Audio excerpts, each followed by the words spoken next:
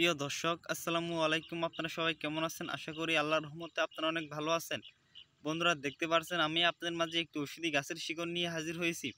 যারা স্ত্রীর সাথে দীর্ঘ সময় সহবাস করতে পারেন না, বা আপনাদের স্ত্রীর সাথে সহবাস করতে গেলে আপনাদের 2 থেকে 3 মিনিটের মধ্যে আপনাদের মাল আউট হয়ে যায়, তারা যদি ঔষধি গাছের শিকড়টি যদি আপনারা সেবন করেন, তাহলে আপনার স্ত্রীর সাথে আপনি এক রাতে আপনার স্ত্রীর সাথে 2 থেকে 3 ঘন্টার মতো সহবাস করতে পারবেন।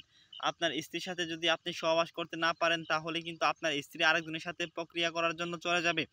আপনার স্ত্রীকে যদি আপনি পর্যাপ্ত পরিমাণ সুখ দিতে চান বা আনন্দ দিতে চান, তাহলে অবশ্যই আপনাদের এই ঔষধি গাছের শিকড়টি আপনাদের সেবন করে তারপর স্ত্রীর সাথে সহবাস করবেন। দেখবেন আপনার স্ত্রীর সাথে আপনি টানা 2 থেকে 3 ঘন্টার মতো সহবাস করতে পেরেছেন। এই ঔষধি গাছটি বহু পরীক্ষিত একটি ঔষধি গাছ। বন্ধুরা, ঔষধি গাছের সাথে আমি আপনাদের পরিচয় করে দিচ্ছি। এই যে বন্ধুরা, দেখতে পাচ্ছেন ঔষধি গাছটি, আমরা একটি ঔষধি গাছটি তুলেছি। এই ঔষধি গাছের নাম হচ্ছে হাতির সুর বা হাতির সুরা গাছ।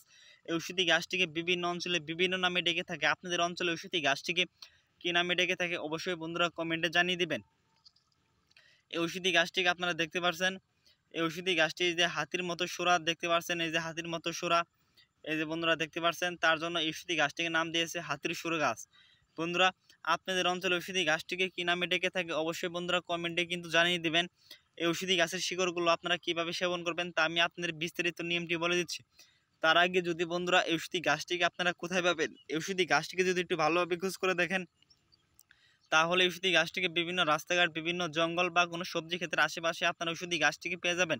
তারপর আপনার ঔষধি গাছটিকে তুলে নেবেন। তুলে নেওয়ার পর ঔষধি গাছের এই শিকড়গুলো আপনারা দেখতে পাচ্ছেন, এই শিকড়গুলো আপনারা পরিষ্কার পানি দিয়ে ধুয়ে নেবেন। তারপর আপনারা এই যখন আপনার স্ত্রীর সাথে আপনি সহবাস করতে যাবেন, তখন আপনি একটি পান নেবেন। পানের সাথে এই ঔষধি গাছের এই শিকড়গুলো আপনারা দেখতে পাচ্ছেন, এই শিকড়গুলো সম্পূর্ণ শিকড়টি নিয়ে ছোটো ছোটো করে আপনারা সুপারির মতো করে খণ্ড করে নেবেন। তারপর আপনাদের ওই পানির সাথে আপনারা দিয়ে দিবেন একটি শিকড়টি ছোটো ছোটো করে খণ্ড করে পানির সাথে দিয়ে, ওই পানির সাথে আপনি এক 1 চামচ কালো জিরা, আর আপনারা সামান্য একটু মধু, আর আপনাদের একটু 2টি কিশমিশ দিতে হবে।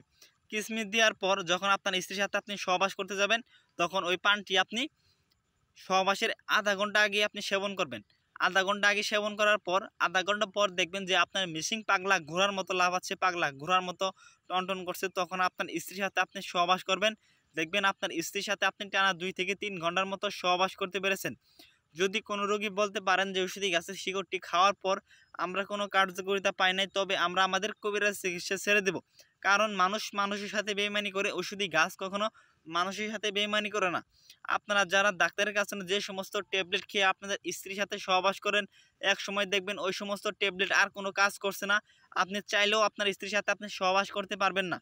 আর এই ঔষধি গাছের শিকড়টি যদি আপনি সেবন করে তারপর যদি স্ত্রীর সাথে সহবাস করেন, তাহলে আপনার স্ত্রীর সাথে আপনি টানা 2 থেকে 3 ঘন্টার মতো সহবাস করতে পারবেন। বন্ধুরা, আমাদের ভিডিওটি যদি আপনাদের ভালো লেগে থাকে অবশ্যই কিন্তু চ্যানেলটি সাবস্ক্রাইব করে দিয়ে আমাদের সাথে থাকবেন। আমরা আপনাদের মাঝে আরও নতুন নতুন ঔষধি গাছ নিয়ে হাজির হব। ধন্যবাদ সবাইকে। আসসালামু আলাইকুম।